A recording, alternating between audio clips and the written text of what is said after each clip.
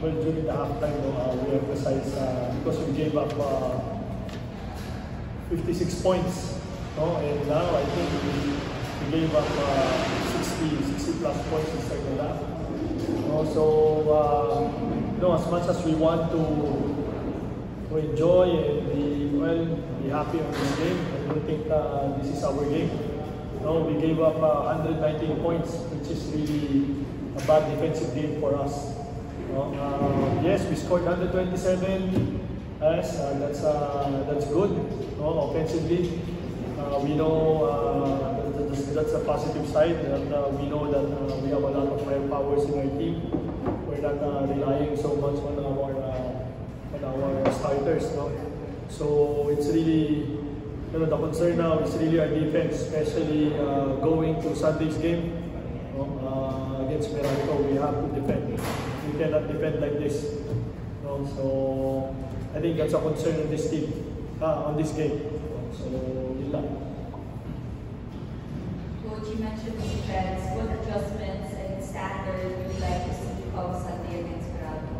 Well, obviously, if we defend like this and we give Meralco 119 points, I don't think we'll have a chance on Sunday's game. We know Meralco will defend, so I'm not sure. It's great, it's good if we're gonna score 127 also against Meralco, diba? But I doubt. I doubt because I know them. They emphasize defense also, so it's gonna be like we really have to be on point on our defense.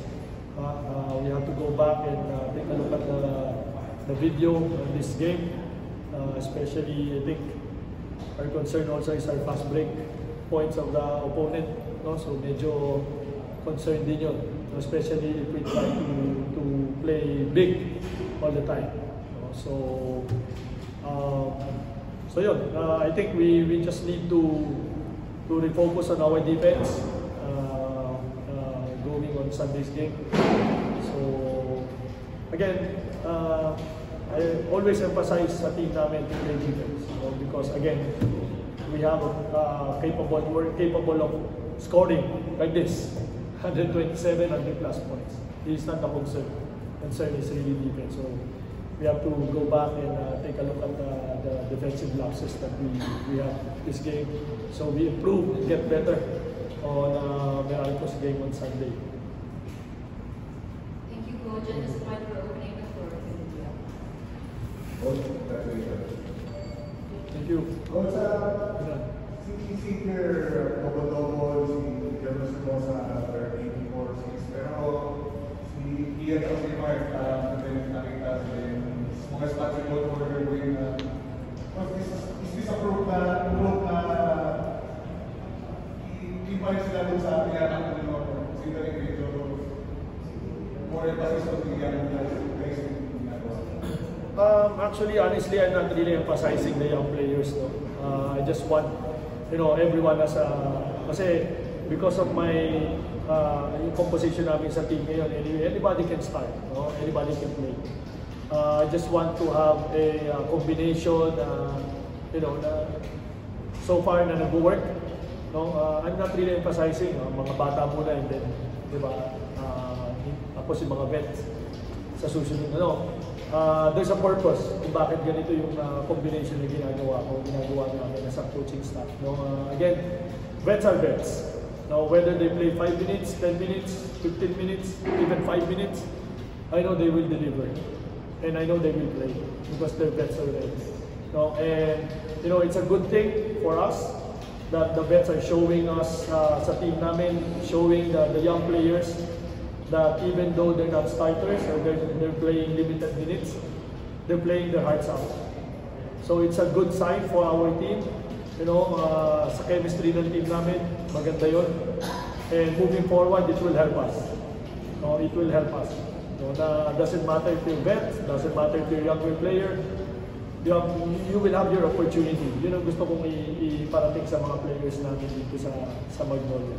So it just happened now na nag-start ako ng mga bata, young players, but in the end, it's still, the combination will be the composition of the young and the vets. because I have to take advantage my young players who can deliver, at the same time with vets who are really seasoned and sanay na sa mga dikdiga. Diba? So, yun yung gusto kong gawin dito sa team na to. Parang natin yan, kasi second straight time na sila po ako. So, ano na gusto mo sa cluster na kami ko against yung dalawa pa? Well, if they can play like that, coming off the bench, medyo advantage sa amin yun. No? And then the starters, the young players will set the tone, and then the vets will increase the energy and setting the tone.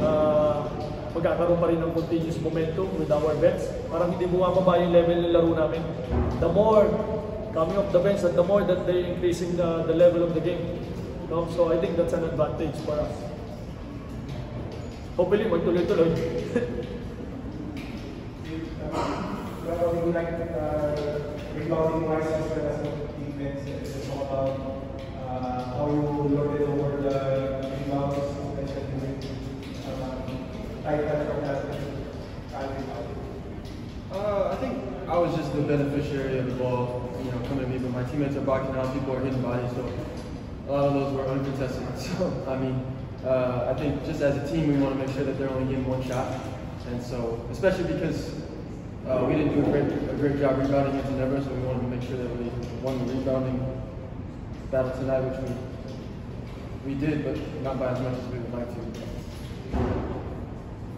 See, Coach Ellie is talking about defense, that you all were a defensive player for your last season, so it's a chance for you to come up with the defensive players. Yeah, I mean, I think our defense is, like Coach said, was lacking. Team's part, on my part, I think we all need to be better, especially going into a game against Toronto. Because, like Coach said, if we play defense like we did tonight, it's going to be really tough for us to come up with a W. So, I mean, defensive player of the year means nothing for this season. So it's about proving it every night for myself, for my team, and hopefully we can bounce back on that side of the floor on Sunday. What's the chance button?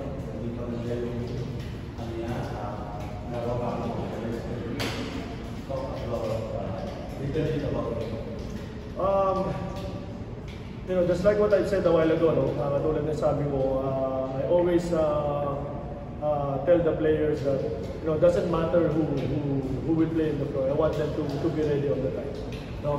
I don't want our team to be parang nakikita lang ng team na they were relying only on our starters. I want a deeper bench as possible.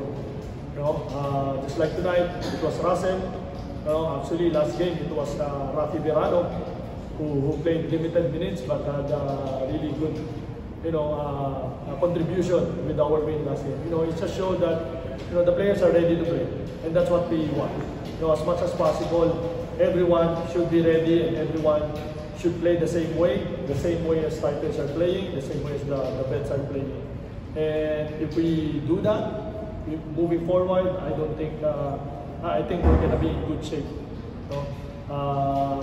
Again, I told them I cannot promise that I'm going to use them every game, the players. But every time I use them, they have to focus on defense. Yun lang naman ang gusto ko sa kanilang gawin.